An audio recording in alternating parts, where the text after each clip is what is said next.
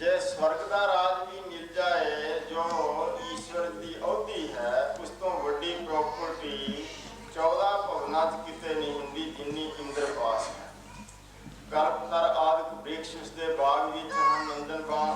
ਵਿੱਚ, ਜਿਸ ਦੇ ਥੱਲੇ ਜੋ ਪੂਰਨਾ ਕਰੋ ਉਹੀ ਪੂਰਨ ਹੋ ਜਾਂਦਾ ਹੈ। ਕਾਮ ਧੈਨਾ ਗਊ ਆਦਿ ਉਸਦੇ ਪਾਸ ਹੈ।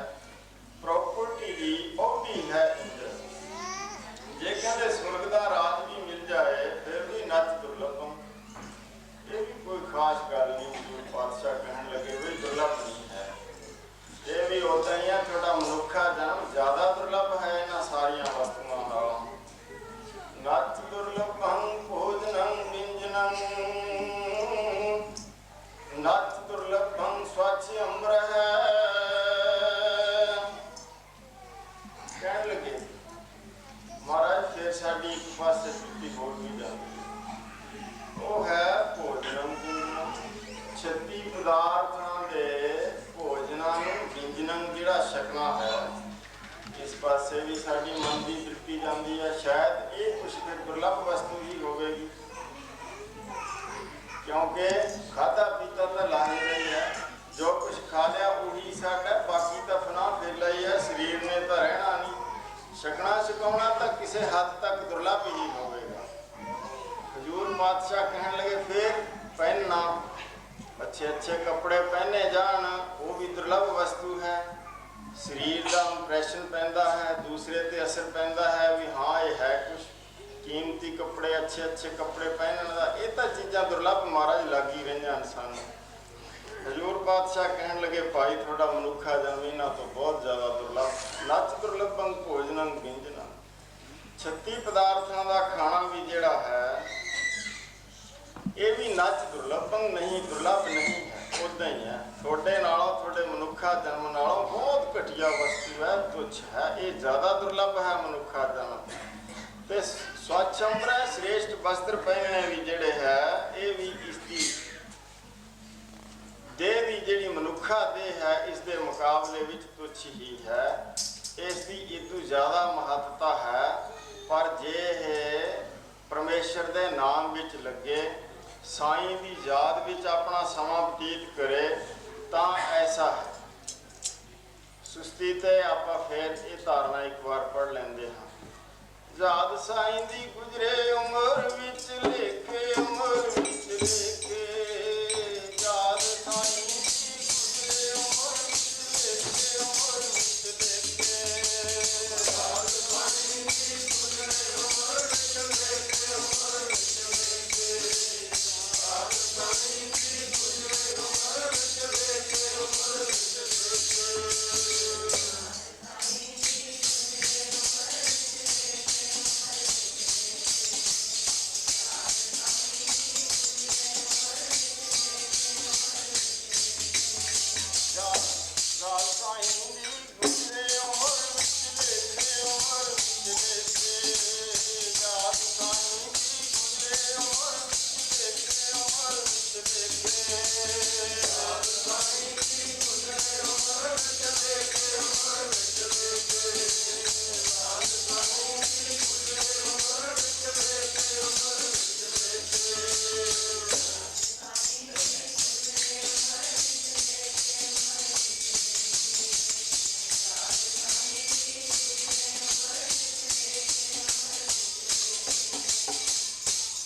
ਪਾਤਸ਼ਾਹ ਕਹਿਣ ਲੱਗੇ ਭਾਈ ਬਿਨਾਂ ਸਾਈਂ ਦੀ ਯਾਦ ਦੇ ਜਿਹੜੀ ਇਹ ਮਨੁੱਖਾ ਦੇਹ ਹੈ ਇਹ ਬਹੁਤ ਦੁਰਲਭ ਹੈ। ਹੋਰ ਵਸਤੂਆਂ ਇਹਦੇ ਮੁਕਾਬਲੇ ਜਿਸ ਪਾਸੇ ਵੱਲ ਮਨ ਦੀ ਭਟਕਣਾ ਜਾਂਦੀ ਹੈ ਤੁੱਛ ਹੈ। ਕਹਿਣ ਲੱਗੇ ਮਹਾਰਾਜ ਇੱਕ ਵਸਤੂ ਹੋਰ ਵੀ ਸਾਨੂੰ ਦੁਰਲਭ ਪ੍ਰਤੀਤ ਹੁੰਦੀ ਹੈ ਸੰਸਾਰ ਵਿੱਚ, ਇਸ ਨਾਲ ਸਾਨੂੰ ਬੜਾ ਸੁਖ ਪ੍ਰਤੀਤ ਹੁੰਦਾ ਹੈ। ਉਹ ਵੀ ਹਜ਼ੂਰ ਸੰਗਤ ਦੀ ਬੇਨਤੀ ਤੇ ਆਪ ਆਪਣੇ ਸ਼ਬਦ ਦੁਆਰਾ ਕਥਨ ਕਰਦੇ ਹਨ। ਨੱਚ ਦੁਰਲਭੰ ਸੁਤ ਮਿੱਤਰ ਭਰਾਤ ਬੰਧਵ, ਨੱਚ ਦੁਰਲਭੰ ਬੰਤਾ ਬਿਲਾਸ ਹੈ। ਸੱਚੇ ਪਾਤਸ਼ਾਹ ਪੁੱਤਰਾਂ ਬਿਨਾਂ ਤਾਂ ਘਰ ਵਿੱਚ ਚਾਨਣ ਹੀ ਨਹੀਂ ਹੁੰਦਾ। ਫਿਰ ਮਿੱਤਰ ਵੀ ਜਿਹੜੇ ਹੈ ਇਹ ਵੀ ਦੁਰਲਭ ਹੈ। ਜਿਸ ਦੇ 4 ਭਰਾ ਹੁੰਦੇ ਨੇ, ਵਿਪਤਾ ਸਮੇਂ ਖੜ ਜਾਂਦੇ ਹਨ, ਮਿੱਤਰ ਦੋਸਤ ਮਦਦ ਕਰਦੇ ਹਨ ਪ੍ਰਾਣੀ ਦੀ। ਇਸ ਲਈ ਮਿੱਤਰ ਦੋਸਤ ਵੀ ਜਿਸ ਦੇ ਨਾ ਹੋਣ ਉਸ ਨੂੰ ਕਿੰਨੀਆਂ ਹੀ ਮੁਸ਼ਕਿਲਾਂ ਬਣਦੀਆਂ ਹਨ। ਮੁਸ਼ਕਿਲਾਂ ਦੀ ਹੱਲ ਕਰਨ ਵਾਸਤੇ ਮਿੱਤਰ ਦੋਸਤ ਜਿਹਦੇ ਹੋਣ ਮਦਦ ਕਰ ਲੈਂਦੇ ਹਨ। इसलिए महाराज ये तो दुर्लभ वस्तुआं जापदियां हैं। होर रिश्तेदार जिहड़े हुंदे हन इन्हां नूं भी बाहां मन्निया है, मदद करते हैं जे श्रेष्ठ रिश्तेदार मिल जाण। अगे बनता इस्त्री भी अच्छी होवे तां घर विच सुख रहिंदा है। इस तरह ये वस्तुआं तो महाराज साडे मन विच जरूर ही महत्ता वालियां जापदियां बई इन्हां दी मनुखा जन्म विच खास अपनी थां वैल्यू है, खास कीमत है। हजूर पातशाह कहंदे नहीं भी ये भी कहंदे थोड़ा बहम ही है। ये भी थोड़े जिहड़ी मनुखा जन्म मनुखा देह है इहदे मुकाबले च अत्यंत तुच्छ है। ਇਹਦੇ ਨਾਲ भी ਤੁਹਾਨੂੰ कोई ਬਹੁਤਾ लाभ नहीं ਹੁੰਦਾ। ਇਹ ਮਨੁੱਖਾ जन्म व्यर्थ ही चलिया जाता है। जे पुत्र भरा ते संबंधी आदਿਕ भी हो जान, बाकी सारे साधन सुखां दे बन भी जान तां भी नत दुर्लभम, ये भी दुर्लभ नहीं है।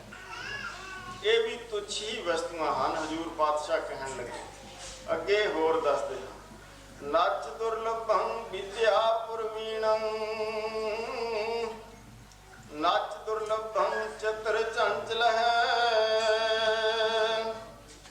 फिर अर्ज की महाराज कि इन्हां नालों वड्डी वस्तु साडे मन विच होर आ रही है। ये तो जरूर ही दुर्लभ वस्तु है। ठीक है आप जी की गल, कई बार कई किस्म के समय बन जाते हैं। आदमी नूं प्रदेशों विच जाना पैंदा है, दूर दरेडे निकल जाना पैंदा है। मित्र संबंधी पुत्र आदिक दोस्त आदिक नहीं मदद दे सकते। पर विद्या तो बड़ी आला चीज, विद्या तो बड़ी दुर्लभ है। क्योंकि विद्वान पुरुष जो है जिथे भी जाता है मान सत्कार प्राप्त करता है। महाराज विद्या की प्राप्ति तो फिर जरूर दुर्लभ होगी इस मनुखा जन्म विच आके। फिर चित्र चंचल है। इत्थे दी सियासत आउणी भी बहुत जरूर है, दुनिया विच जरूरी है। जिहड़ा सियासती पुरुष हुंदा है वो किसी ते मार नहीं खांदा, आप बच जाता है ते दूसरियां नूं अपनी बिला टाल दिंदा है, दूसरियां ते पा दिंदा है। चुस्ती चलाकी भी महाराज दुर्लभ वस्तु है। जिस दे पास ये है वो आदमी मार नहीं खांदा, वो हर पासे कामयाब हुंदा है। जिसनूं बुद्धि तेज मिल जाए और चुस्ती चलाकी वाली बुद्ध मिल जाए। गुरु जी कहते नच दुर्लभ विद्या प्रवीण, 14 विद्या भी कोई जान जाए तां भी दुर्लभ नहीं है। नच दुर्लभं चित्र चंचल है। दुनिया भर दियां सियाणपां भी जे मिल जान तां भी दुर्लभ नहीं है। बेनती की गरीब नवाज ने दुर्लभ वस्तु की है। दुर्लभम एक भगवान नाम है, नानक लभद्यं साध संग किरपा प्रभु। हजूर पातशाह प्रमाण करते हैं, कहन लगे भाई सब तो दुर्लभ वस्तु तां पूरा मुआवजा मोड़न वास्ते मनुखा जन्म दा परमेश्वर दा नाम है। दुर्लभं एक भगवान नाम है, नानक लभद्यं साध संग किरपा प्रभु। साधु संग द्वारा ये वस्तु प्राप्त होती है। ये वस्तु प्राप्ति की दुकान जे कोई है तो साधु संगत ही है। जिथे आप सजे हुए हो गुरु दरबार विच आके। फिर दुर्लभं एक भगवान नाम है, नानक लभद्यं साध संग किरपा प्रभु। साध संग किवें मिलती है? साधु संग मिल जाती है प्रभु की किरपा करके। जे प्रभु की किरपा होवे तां साध संग मिलती है। आपां इउं पढ़ लीजिए थोड़ा जी तारना। सतसंग न मिलदा भाग बिना, सतसंग न मिलदा भाग बिना।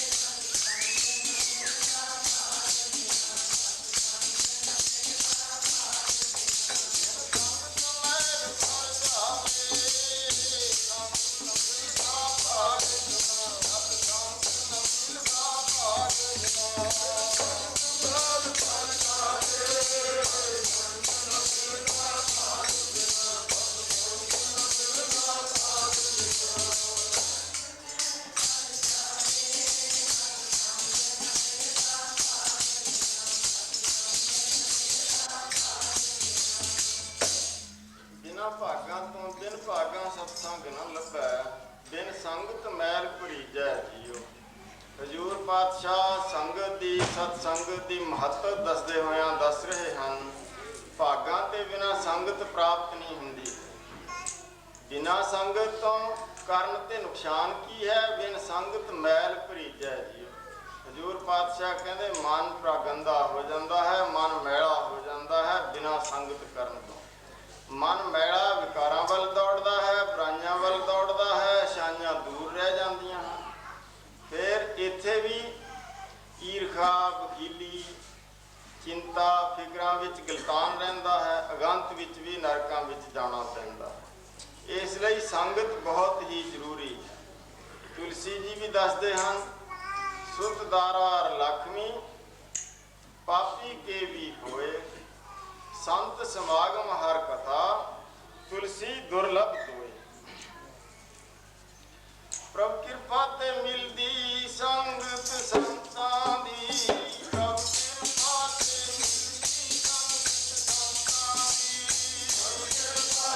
मिलदी संगत संतां दी, प्रभु कृपा ते मिलदी संगत संतां दी, प्रभु कृपा ते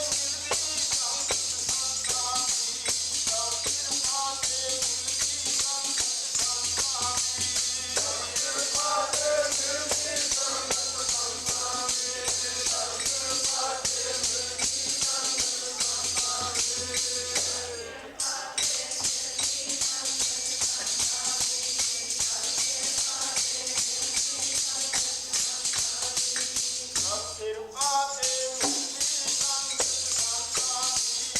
संगत संतां दी।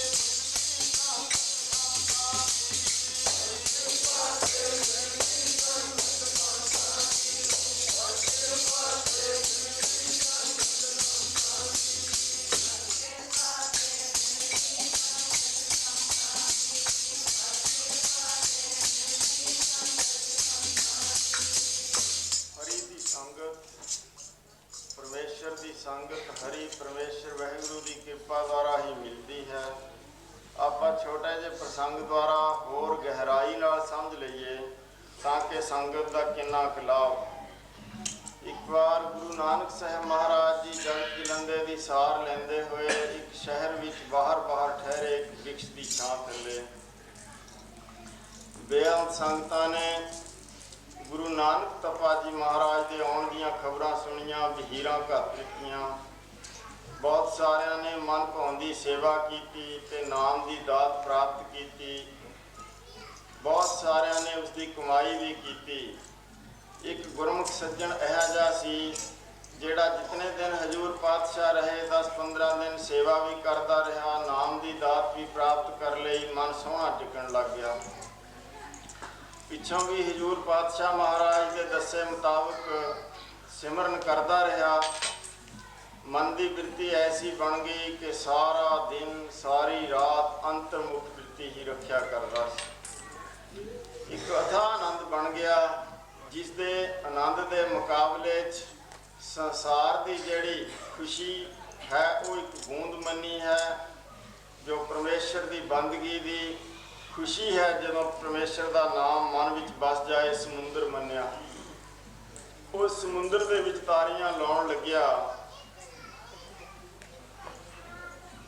इवें जिक्र ही समा बतीत हो रहा है। उसके नज़दीक एक सेठ रहिंदा है जिसका चंगा वड्डा सारा कामकार है। बहुत सारे उसके नौकर चाकर रखे हैं। एक मनीम है उसके पास क्लर्क रखा होया जिहड़ा 5-7 मील तो एक पिंड के वसनीक का आदमी है, खत्रियां का मुंडा, पणियां का मुंडा, वो मनीम भी रखा होया है। होर भी बहुत सारे नौकर चाकर हैं। एक दिन शाम के टाइम उस मनीम नूं सुनेहा आया उसके पिंड विचों कि हुणे ही जिस हालत दे विच है उस हालत दे विच हुणे ही पहुँच जा। बड़ा फिक्र लग्या इस मनीम नूं कि पता नहीं घर विच की घटना घट गई है, की कुछ हो गया है, क्यों ऐसा स्नेहा आया है। बहुत चिर सोचता रहा। सूरज छिप गया, रात पै गई। सेठ जी पास जाके सारी गल दस दी। सेठ ने कहा मैं तो कुछ नहीं कहता, मेरे वालों तो चलिया जा, आग्या है, पर तू केड़ा किसी होर कौम का आदमी है भी धड़क होवे, रस्ते में बड़ा जंगल है, चलिया जाएगा, तू बणिया का मुंडा है, तेरे लिए रात में जाना बड़ा मुश्किल है और जाना चाहिए भी नहीं।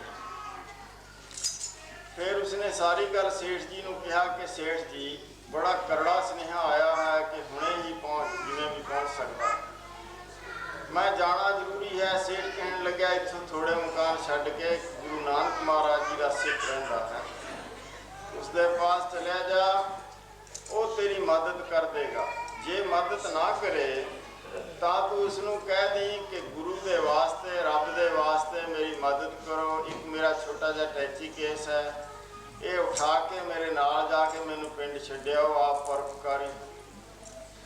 चलिया गया ये बणिया का लटका जिहड़ा सी, जाके सिख नूं दरवाजा बंद सी, खटखटाया दरवाजा, आवाज़ दी, भाई कौन है तू? इसने दस्या महाराज मैं थोड़े नेड़े ही सेठ का मनीब हाँ, इदा मैनू जरूरी काम पै गया, मैं पिंड जाना है, मेरी मदद करो। वो कहन लगे भाई रात का समा तो साडा बंदगी वास्ते है, इसलिए रात को असीं किते नहीं जाते, सारी रात बैठ के रब की बंदगी करते हैं, दुर्लभ समा। कहन लग्या जिसकी बंदगी करते हो उसके वास्ते ही मेरे ते रहम करो, रब वास्ते ही कृपा करो, परोपकार करो, मैनू भी बड़ी मुश्किल बनी हुई है। कहन लगे चंगा भी तू रब का वास्ता पाया है, असी चले चलते हैं। उठ के खड़े हो गए, कहते पर एक शर्त है, जां रब दीयां गल्लां तू सुनाई जां मेरे पासों सुनदा है। मनीम कहने लग्या महाराज रब संबंधी गल तो मैं थोड़े कोले आके सुनी है, मैं तो कदे सोचा भी नहीं भी रब कोई वस्तु होंदी है, गल्लां तो मैनू की आउणियां, मैं तो कोरा आदमी हाँ, झूठ बोलने वाला और ठगियां ठोरियां करदा हाँ, मजदूरां नूं पैसे जिहड़े दिना है वो भी घट दिना है, इसलिए मेरे पासों आस नहीं रखी जा सकती कि रब की गल मैनू कोई आंदी होएगी, तुसीं कृपा करो। कहन लगे अच्छा इउं ही सही। भगत जी ने वह जो छोटा जा टैची केस वगैरह सी या ट्रंक मान लो छोटा जा, उस पुराने जमाने के ट्रंक ही होंगे सन, टैची केस नहीं सी कहते, वो उठा लिया तो नाल चल पे। बहुत सारिया साधु महात्मा दियां वारतावां, विराग दियां, उपासना दियां, ज्ञान दियां, मन के एकाग्र करन दे ढंग, बहुत सारे इस तरह की वार्तालाप करते करते पिंड पहुँच गए। 6-7 मील सी, 5-7 घड़ियां दे विच उत्थे पहुँच गए। और रस्ते दे विच भगत जी होनी बहुत सारे बचन बिलास रब दे सुणाउंदे सन। रब दे बचन इस तरह दे ही हैं, बेशक भावें कोई मनमुख क्यों ना होवे, जेकर सुन ले जिहड़ा रब दे बचन सुनाउण वाला है ना, उसका जरूर उन्हां दे मन दे विच प्रेम वस जांदा। रब दीयां गल्लां ही इहियां जिहियां हन। हजूर पातशाह ने इउं फरमान किया, प्यारे जी गल्लां जो सुनावे तेरियां, प्यारे जी गल्लां जो सुनावे तेरियां, गल्लां जो सुनावे तेरियां,